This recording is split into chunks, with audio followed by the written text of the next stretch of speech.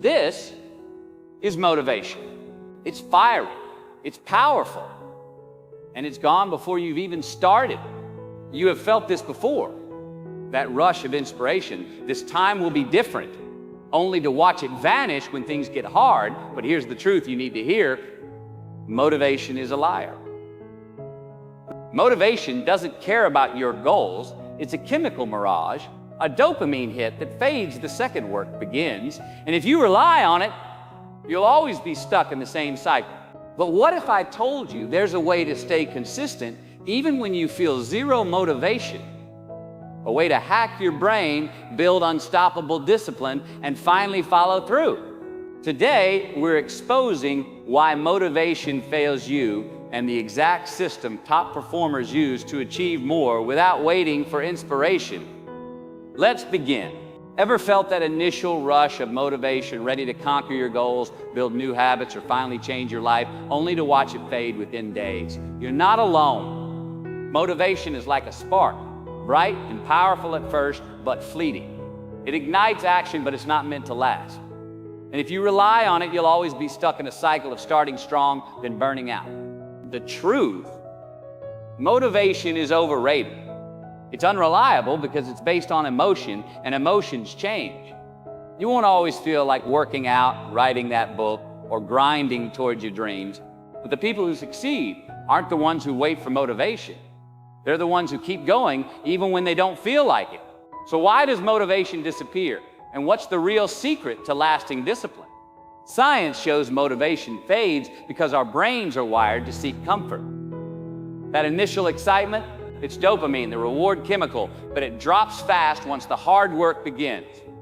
That's why so many New Year's resolutions fail by February. That's why gyms empty out after a few weeks. And that's why most people never reach their potential, because they expect motivation to carry them the whole way. But what if I told you there's a better way? A way to stay consistent without depending on fleeting feelings. A way to build discipline so strong that motivation becomes optional. Today, we're breaking down why motivation fails you and the proven system to keep moving forward, no matter how you feel. Let's start with a hard truth. Motivation is a liar. It promises you everything: energy, focus, unstoppable drive, and then vanishes when you need it most. Why? Because motivation isn't fuel, it's a spark. It's that initial rush of excitement when you imagine a better version of yourself. Leaner, richer, more successful. Your brain floods with dopamine, the chemical of desire, and for a moment you believe change will be easy. But dopamine doesn't last. It's designed to get you moving, not to keep you going. Think about the last time you set a big goal. Day one, you're on fire. You meal prep, you woke up at 5 a.m., you crushed your workout. But by day 4, the alarm gets snoozed. The veggies go bad in the fridge. The gym bag stays in the trunk. That's not you failing. That's your brain's wiring betraying you. Dopamine loves novelty, not effort. The second your goal stops feeling new and starts feeling like work, your brain rebels. It craves comfort, not challenge. This is the comfort paradox. You want to grow, but your mind fights to keep you safe. Safe means familiar. Safe means easy. Safe means scrolling instead of studying, hitting snooze instead of sprinting, snacking instead of sacrificing. Your brain isn't lazy, it's efficient. It's been trained by evolution to conserve energy, to avoid unnecessary struggle. And that's why motivation crumbles. It's trying to push you toward discomfort, while your instincts pull you back toward what's easy. Look at the data. 92% of New Year's resolutions fail. Not because people don't want to change, but because they rely on motivation to do the heavy lifting. They mistake the first burst of enthusiasm for a permanent engine. But here's what no one tells you. Motivation is the match, not the fire. The real work begins when the initial flame dies down. Take gym memberships. January is packed, February thins out, and by March it's back to the regulars. Or consider how many people start online courses but never finish them. They don't quit because they're incapable. They quit because they expected motivation to sustain them. The deeper problem: society sells you a lie. Social media, movies, even self-help gurus glorify the aha moment, the lightning bolt of inspiration that supposedly changes everything. But that's fiction. Real change is silent. It happens in the unglamorous grind, The days you show up when you're tired, when you're bored, when no one's cheering. Motivation thrives on drama. Discipline thrives on routine. And routine doesn't care how you feel. The writer who waits for inspiration will never finish the book. The entrepreneur who waits for perfect confidence will never launch the product. The athlete who waits for peak energy will never set the record. This isn't pessimism, it's liberation. Once you accept that motivation is unreliable, you stop depending on it. You stop beating yourself up for losing drive and start building systems that work regardless of how you feel. Because here's the secret. The people you admire, the ones who seem unstoppable, aren't powered by motivation. They're powered by something far stronger. Commitment. Commitment doesn't flicker. It doesn't need applause or quick results. It's the decision that some things are non-negotiable, no matter what. That's the shift that changes everything. The shift from I'll do it when I feel like it to I'll do it because I said I would. That's how you outlast the dopamine crash. That's how you beat the comfort paradox. That's how you become part of the 8% who don't just start but finish. Here's the game-changing realization that separates those who consistently make progress from those stuck in endless cycles of starting and stopping. Reliable people don't depend on motivation. They've cracked the code that feelings are fickle, but systems are steadfast. Think about it. When you wake up and brush your teeth, you don't wait for inspiration. You don't need a motivational speech about dental hygiene. You just do it because it's what you do. That's the power of systems over feelings. The most disciplined people in any field, athletes, artists, entrepreneurs, aren't fundamentally different from you. They've just learned to bypass the unreliable emotional roller coaster of motivation and instead install automatic behaviors that run regardless of their mood. They show up on days when they feel unstoppable and on days when they'd rather stay in bed because their actions aren't dictated by how they feel in the moment. This is where the 2-day rule becomes your secret weapon. It's simple but profound. Never let yourself skip twice. Miss one workout, fine. Life happens. But the second skip is where habits die. The magic of this rule is in its psychological brilliance. It prevents the slide from I'll get back to it tomorrow to I'll start again next month. It's the difference between a stumble and a collapse. Atomic consistency, showing up in small ways nearly every day, creates more progress than sporadic bursts of effort followed by long droughts. Consider language learning. Practicing for 15 minutes daily will get you further than 8-hour cram sessions once a month. The 2-day rule builds momentum while being merciful enough to accommodate real life. It acknowledges that perfection isn't possible, but consistency absolutely is. The most powerful shift, though, happens not in your schedule, but in your identity. There's a world of difference between I'm trying to write a book and I'm a writer, between I'm attempting to get fit and I'm someone who prioritizes health. When your actions align with who you believe yourself to be, resistance melts. You don't debate whether to work out if you're an athlete. You don't negotiate with yourself about writing if you're a writer. This is why children learn languages faster than adults. They don't question whether they're language learners, they simply absorb. Your brain will move mountains to make your outward behavior match your internal self-image. So instead of white-knuckling your way through willpower battles, change the story. Stop saying, I'll do it when I feel like it, and start declaring, this is what people like me do.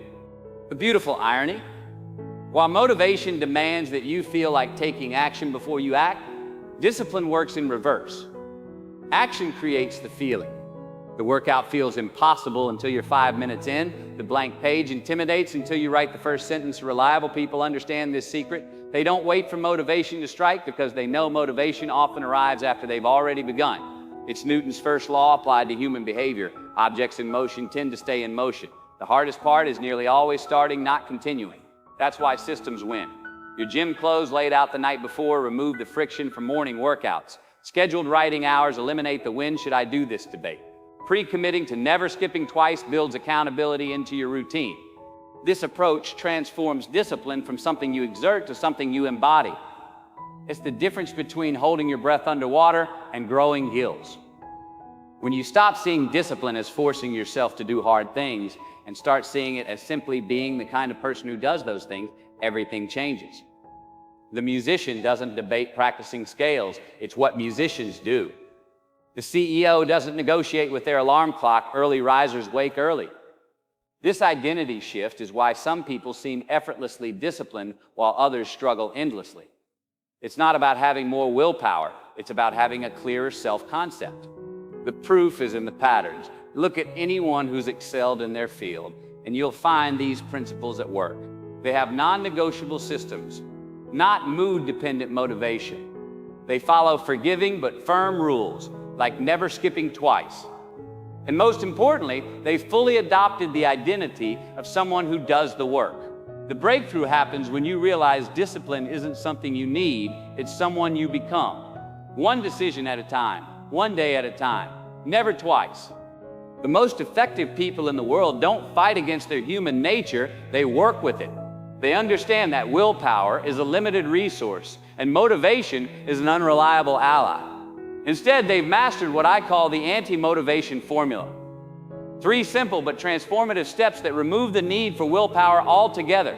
First, they remove friction. This is about making the right actions effortless and the wrong actions inconvenient. Your brain will always choose the path of least resistance, so the key is to engineer your environment so that good choices become the default. Want to exercise in the morning? Sleep in your workout clothes? Want to eat healthier? Keep junk food out of the house? Want to write more? Leave your document open on your computer? The principle is simple. Reduce the number of decisions between you and the action. Every extra step, digging through drawers for gym shorts, debating whether to drive to the store for chips, trying to remember where you saved your manuscript, is another opportunity for resistance to creep in. High performers don't rely on heroic self-control. They set up their surroundings so that discipline becomes automatic. The second step is even more powerful. Schedule. Don't wait. Inspiration is a terrible business partner. It shows up late, leaves early, and never does the heavy lifting. People who consistently produce results don't leave their most important work to chance. They don't say, I'll work on my business when I feel inspired, or I'll exercise when I have energy. They put it on the calendar like a doctor's appointment, non-negotiable, immovable. There's a reason the most productive writers, athletes, and entrepreneurs maintain rigid routines. Fixed times create accountability to yourself. When something is scheduled, you don't waste mental energy debating whether to do it. The decision has already been made. You show up because it's time to show up, not because you feel like showing up. This is how books get written, businesses get built, and transformations happen, not in sporadic bursts of inspiration, but in the quiet accumulation of scheduled hours. But the real secret sauce, the element that turns discipline from a grind into a self-reinforcing cycle, is tracking small wins. Most people quit because they can't see their progress. They expect overnight success and get discouraged when change happens gradually. But here's the truth. Momentum isn't built through massive leaps. It's built through visible, measurable steps forward. When you track your workouts, your writing word counts, your savings deposits, you create evidence of your commitment. Each check mark on the calendar, each entry in the logbook, each small win becomes proof that you're the kind of person who follows through. This is why habit trackers are so powerful. They turn abstract effort into concrete progress. And progress, no matter how small, is the ultimate motivator. When you can look back and see 30 straight days of showing up, skipping feels unthinkable. You're not just building habits, you're building evidence of your reliability. This formula works because it bypasses the need for motivation entirely. Friction removal makes action inevitable. Scheduling makes effort non-optional. Tracking makes progress undeniable. Together, they create a system where discipline becomes your default state. Think about how much easier it is to maintain a clean house with a simple rule like never leave a room empty-handed versus waiting for a burst of cleaning motivation. Consider how much more consistent your reading becomes when you commit to just 5 pages per night rather than waiting for the perfect hour of free time. Small, scheduled, frictionless actions, tracked and celebrated, compound into extraordinary results. The beauty of this approach is that it acknowledges human weakness while still demanding excellence. It doesn't require you to be superhuman, just strategic. You're not fighting against your tendency to avoid discomfort. You're making discomfort disappear. You're not battling procrastination. You're eliminating its opportunities.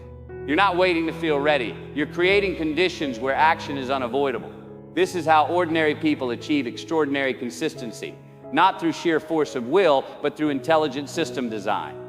Ultimately, the anti-motivation formula proves that discipline isn't about trying harder, it's about thinking smarter. When you remove friction, you remove excuses. When you schedule instead of wait, you prioritize what matters. When you track small wins, you make progress visible. And when you combine all three, you create an environment where success isn't just possible, it's inevitable. The people who accomplish the most aren't those with the most motivation.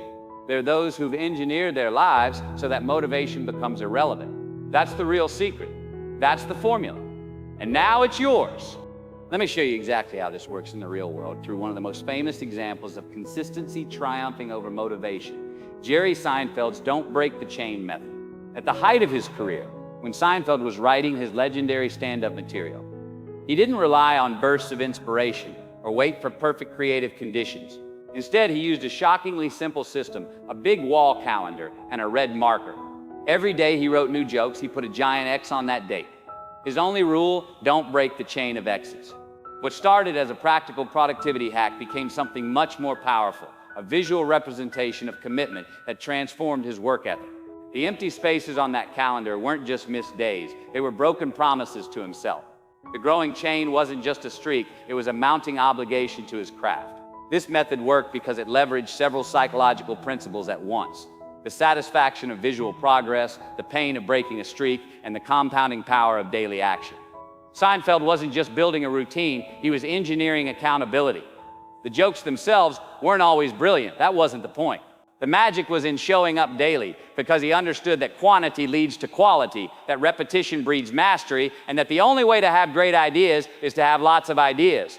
This approach aligns perfectly with what neuroscience tells us about how habits form. Stanford researcher B.J. Fogg's behavior model shows that 3 elements must converge for lasting change: motivation, ability, and prompts. Seinfeld's genius was in optimizing all 3.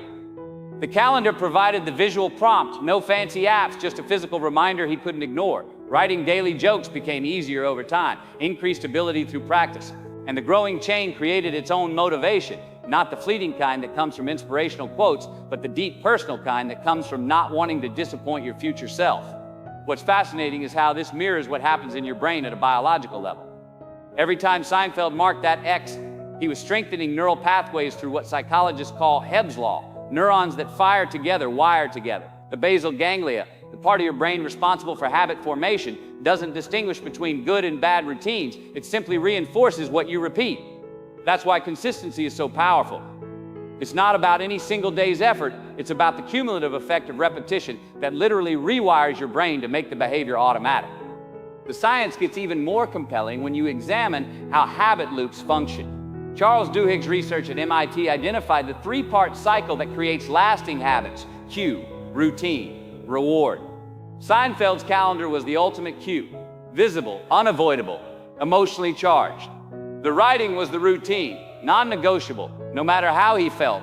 And the X, that was the reward, a hit of satisfaction, a tangible record of progress.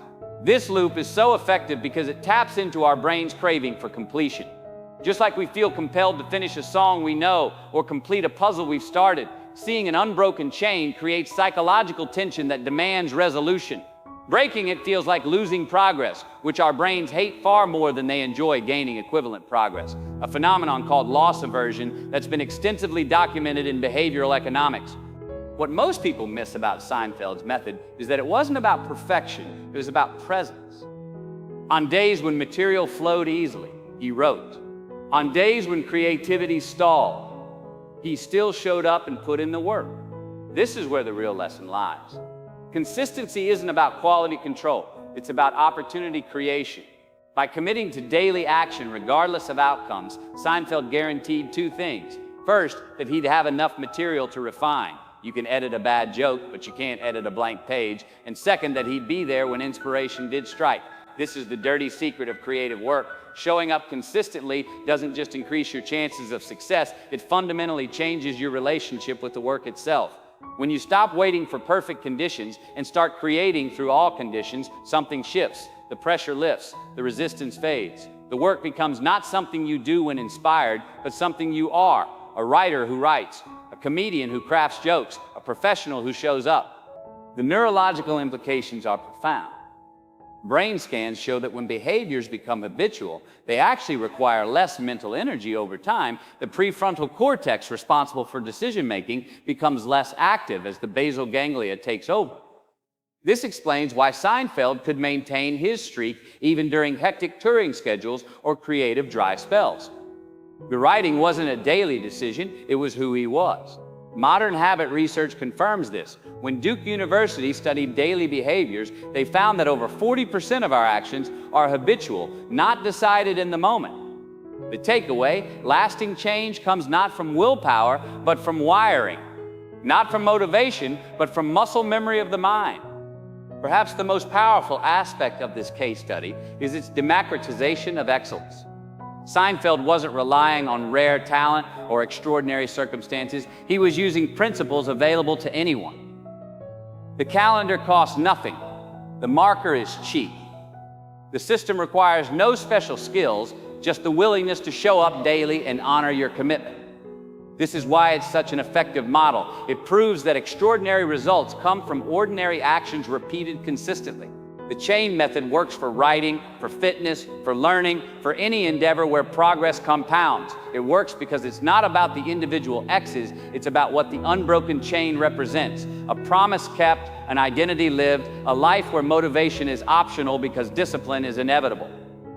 The scientific backing removes any doubt. This isn't just anecdotal success, it's how the human brain is designed to operate. When Stanford researchers examined habit formation, they found the same pattern. Small, consistent actions create neurological changes that make the behavior automatic.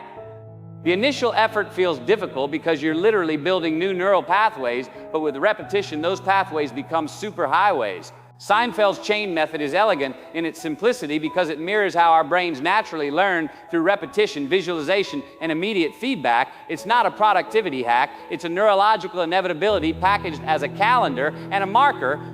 Ultimately, the lesson here transcends comedy writing or habit formation. It's about the fundamental truth that all lasting achievement is the product of systems, not sparks. That the people we admire for their consistency aren't fundamentally different. They've just stopped relying on what's unreliable, motivation, and started depending on what's dependable, process. Seinfeld's chain wasn't just producing jokes, it was producing the kind of person who writes jokes daily. The kind of person for whom excellence isn't an occasional act, but a constant habit. And that transformation from someone who works when inspired to someone who creates, because that's what they do, is available to anyone willing to pick up the marker. Motivation is a fair weather friend. It shows up when things are easy and disappears when things get hard. But discipline is your lifeline. It's the decision to show up, especially when you don't want to. It's the understanding that greatness isn't built on inspiration, it's built on repetition. So stop waiting to feel ready.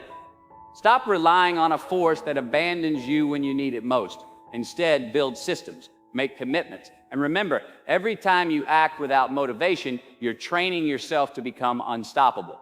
The next time, motivation fades, and it will. Don't quit. That's when the real work begins. That's when you prove to yourself who you really are. Because in the end, the only motivation you need is this. You owe it to yourself to keep going. Now get out there and get it done. This is what happens when you stop waiting to feel ready. Motivation will always come and go. But discipline is the quiet force that builds empires. You don't need more inspiration. You just need to start and never let yourself miss twice. So tell me right now, what's one thing you'll do today, whether you feel like it or not? Drop it in the comments, let's make it official. Because the world isn't changed by people who wait, it's changed by people who do. See you in the next one.